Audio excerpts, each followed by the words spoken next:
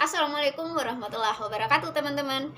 Jadi di video kali ini saya mau menjelaskan terkait dengan alur pendaftaran hak cipta.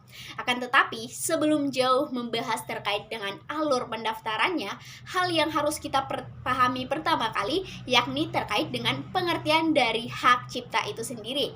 Nah, hak cipta ini diatur di dalam Undang-Undang Nomor 28 Tahun 2014. Langsung saja ke pengertian hak cipta. Apa sih hak cipta itu?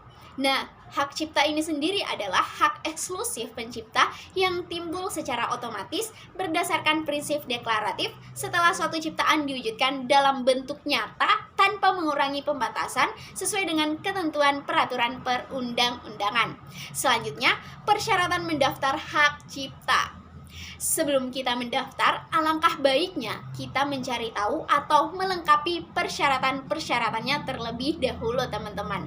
Nah, persyaratan yang pertama yakni kita mengisi formulir pendaftaran ciptaan yang telah disediakan dalam bahasa Indonesia dan diketik rangkap 3. Lembar pertama dari formulir tersebut harus ditandatangani di atas materai.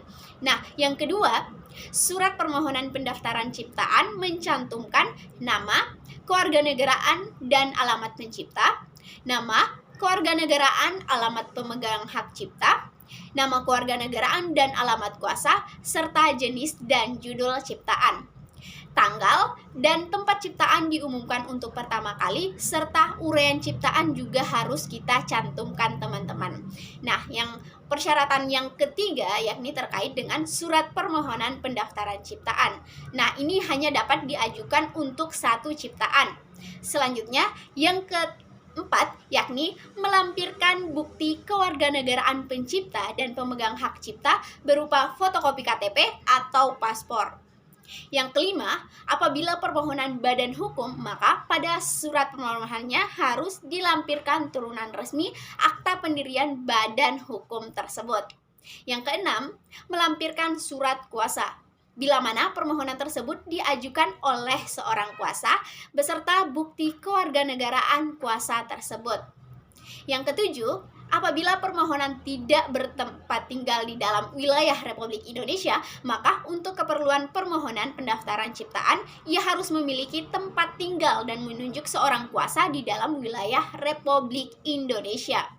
Yang kedelapan, apabila permohonan pendaftaran ciptaan diajukan atas nama lebih dari satu orang dan atau satu badan hukum, maka nama-nama pemohon harus ditulis semuanya dengan menetapkan satu alamat pemohon.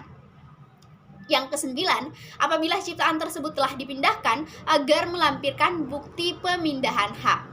Dan yang terakhir yakni melampirkan contoh ciptaan yang dimohonkan pendaftarannya atau penggantinya, teman-teman. Selanjutnya kita ke alur atau cara mengurus hak cipta ini sendiri, teman-teman. Yang pertama, masuk ke situs hakcipta.dgip.go.id. Yang kedua, melakukan registrasi untuk mendapatkan username dan password. Yang ketiga, login menggunakan username yang telah diberikan. Yang keempat, mengunggah dokumen persyaratan. Yang kelima, melakukan pembayaran setelah mendapatkan kode pendaftaran hak cipta. Yang keenam, menunggu proses pengecekan. Nah, pengecekan dokumen persyaratan formal jika masuk kategori jenis ciptaan yang dikecualikan, dilakukan verifikasi, mengunggah dokumen persyaratan. Dan yang terakhir, sertifikat dapat diunduh dan dicetak sendiri oleh pemohon. Oke, teman-teman, mungkin itu saja terkait dengan pengertian, persyaratan, dan alur pendaftaran terkait dengan hak cipta. Mohon maaf apabila masih banyak kekurangan atau kesalahan. Assalamualaikum warahmatullahi wabarakatuh. Sampai jumpa, teman-teman.